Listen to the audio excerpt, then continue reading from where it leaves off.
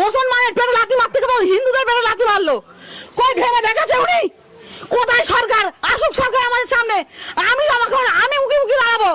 আর আমি রূপা ঘোষ বলছি, আমি একজন খাটাল ব্যবসাদার। আমার বিগত 7-8 বছরের ব্যবসা, আমার 10টা গরু আছে। আমি বন্ধন এসকে থেকে 3 থেকে 4 লাখ টাকা লোন নিয়েছি, দেনার দায়ে আমি দেনদারি। আমার ছেলে অপারেশন হয়েছে, একটা গাড়ি অ্যাক্সিডেন্টে, আমি গরু তুলেছি, গরু বিক্রি করে আমি দেনা দেবো। আজ আমাদের দেনায় দেনদারি করে সরকার কি লাভ পেলো? বিজেপি সরকার থেকে আপনারা তো খুশি তো? আমরা তো এনেছিলাম অভয়ের মায়ের কান্না পোষানোর জন্য, উনি অভয়ের মায়ের কান্না পোষা থেকে 1000 মায়ের কান্না কারণ হয়ে গেল। আজ আমাদের গরুর ব্যবসা যদি বন্ধ হয়ে যায়, দেনাদার লোনের সাথে আমাদের বাড়ি আসবে, যখন আসবে আমাদের নিজেদের বাজানোর দায় আমাদের স্বামীদের বাইরে পাঠাতে হবে। আজকে এক মায়ের কান্না পোষা থেকে হচ্ছে 1000 সন্তানের মায়ের কান্না কারণ হয়ে গেল। আমরা স্বামীদের কি জবাব দেবো? আজ আমাদের স্বামীরা ঘরছাড়া হয়ে যাবে। সরকার কি করবে? আমাদেরকে নিয়ে করুক একটা ব্যবস্থা। সরকার থেকে কি আপনি আবেদন করবেন? সরকারের কাছে একটাই আবেদন, আমাদের একটা বছর কুরবানি হতে দিক, এবছরটা দিক, আর দিক না দিক আমাদের কোনোদিন বলবো না। সরকার তো আগেও এসেছিল, কেন বলিনি যে খারাল ব্যবসা বন্ধ করে দেবো? আজ বাংলায় বসেই সরকার খারাল ব্যবসা উদ্যোগ করে দেবে? এটা কি একটা গটার কথা? আজ আমাদের একজনের কান্না বোঝানোর জন্য ওনাকে আনা হলো যে আমাদের রাজ্য ভালোভাবে থাকবে, শান্তি থাকবে। আর রাজ্য শান্তি বাদে উতলা করে দিল। আজ আমাদের গরিব মানুষ, আমাদের স্বামী দিন এনে দিন কেটে খায়।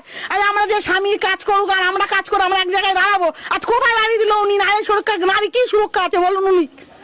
এবছর কত গরু আপনি বিক্রি করতে পেরেছেন? আমি এবার 6 লাখ থেকে 7 লাখ টাকা গরু বিক্রি করতাম। আমার বন্ধন থেকে এক্ষুনি এই বছর আমি 2টো কিস্তি দিয়েছি, আমার 3 লাখ টাকা লোন নেওয়া।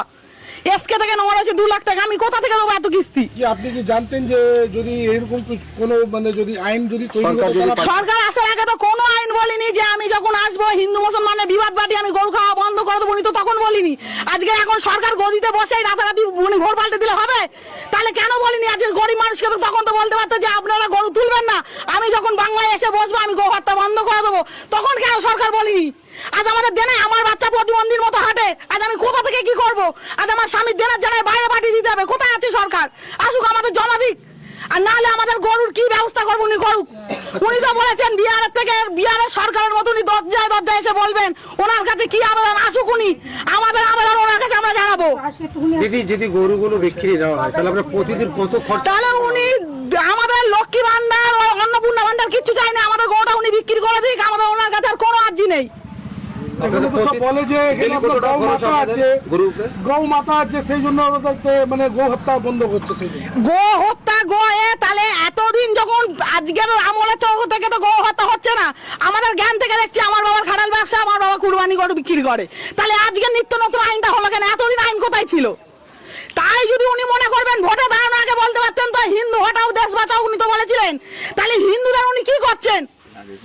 আজকে যদি আমরা মুসলমানদের কাছে গরুটা তুলে দিচ্ছি বলে তারা খাচ্ছে, আর যদি আমরা না তুলে দেয় তারা খায় না। খায় কি? বন্ধ হয়ে যাবে।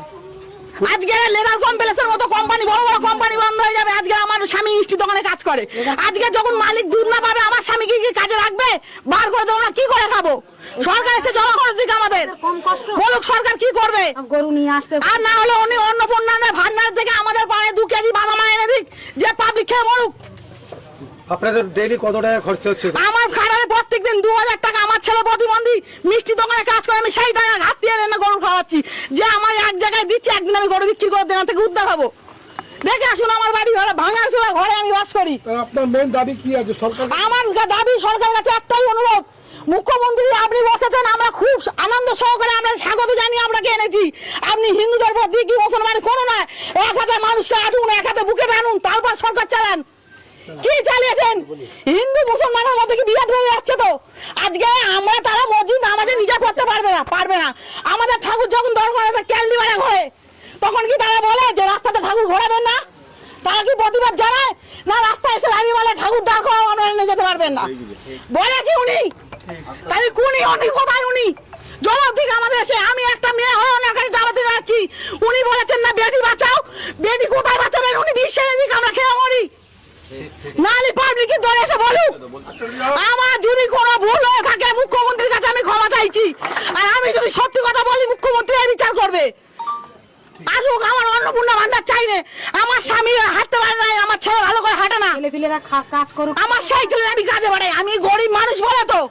তাহলে সরকার আসার আগে ওনার তো বোঝা দরকার ছিল যে আমি রাজনীতিতে নেমেছি, আমার হিন্দু মুসলমান ভাই ভাই আমরা সমানভাবে থাকবো। কোন মুসলিম যদি কোনো হিন্দুর উপর অত্যাচার করে সরকারের দায়িত্ব সেটা দেখা। তাই বলে মুসলিম হিন্দু বিরুদ্ধে তো কোনো হয়, তুমি মুসলমান বলছে আমরা গরু খাবো না। উনি কি জানেন না এটা ঘোষেদের জাত ব্যবসা? কত প্রচুর হিন্দু, কটা মুসলমান ব্যবসা করেছে। আজ থেকে 33 বছর আমল থেকে খারাপ ব্যবসা হয়ে আসছে। আমার জ্ঞান থেকে আমি খারাপ ব্যবসা দেখছি। কোথায় সরকার আসুক, আমাদের জমা খরচ দিক।